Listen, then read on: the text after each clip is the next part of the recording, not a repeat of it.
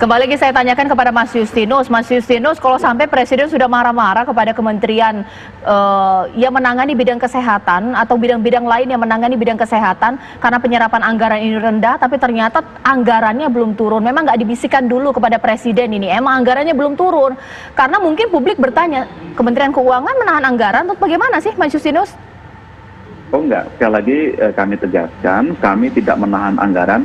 Dana itu kita sediakan dan sudah siap.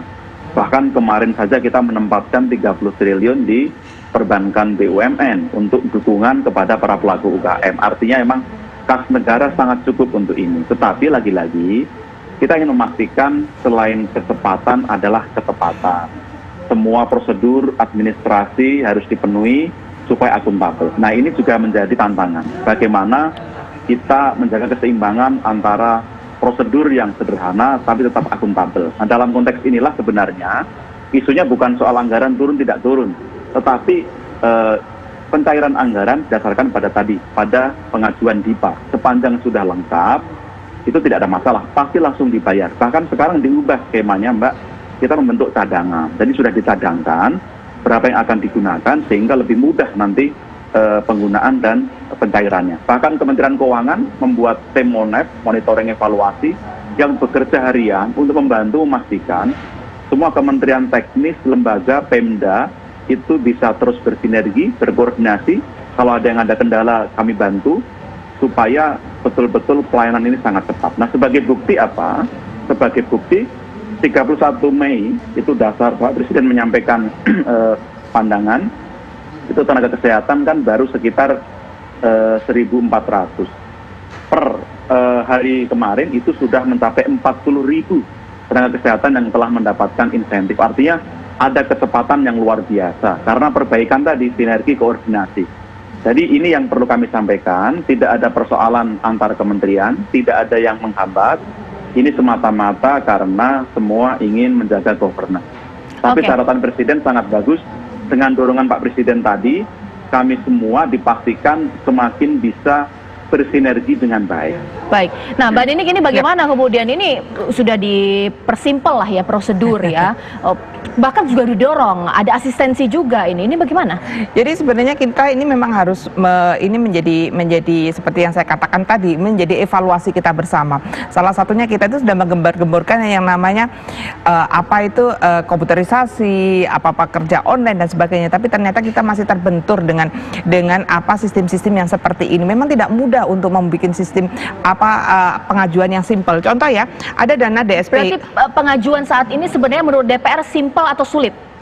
Karena kami di DPR tidak sampai pada persoalan pengajuan, kita hanya pada persoalan pengawasan. Jadi kita tidak ini.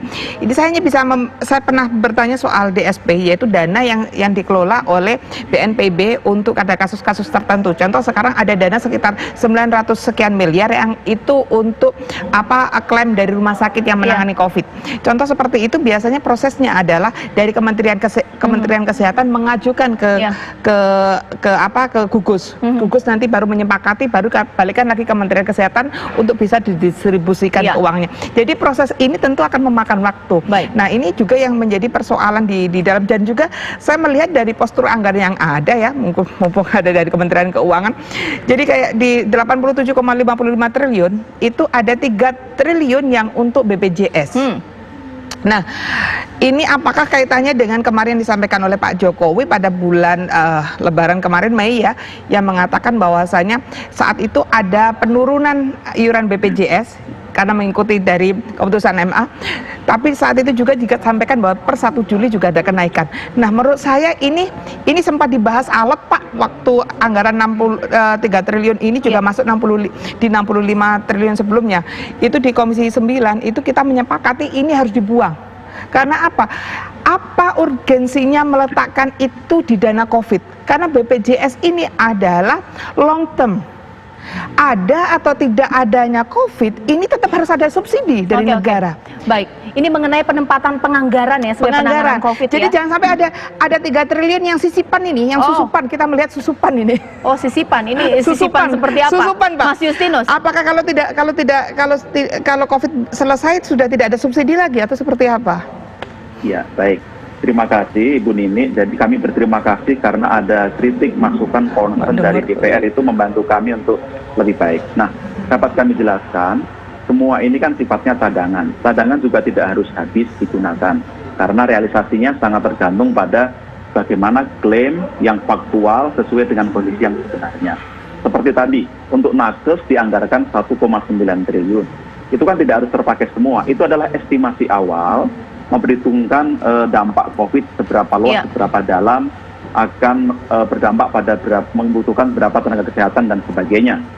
Jadi nanti klaimnya adalah faktual empirik. Sama dengan santunan untuk BPJS ini juga begitu. Kalau memang tidak terpakai, ya nanti itu akan utuh. Ini tidak ada hubungan dengan subsidi karena kenaikan tarif BPJS, tapi lebih sebagai cadangan.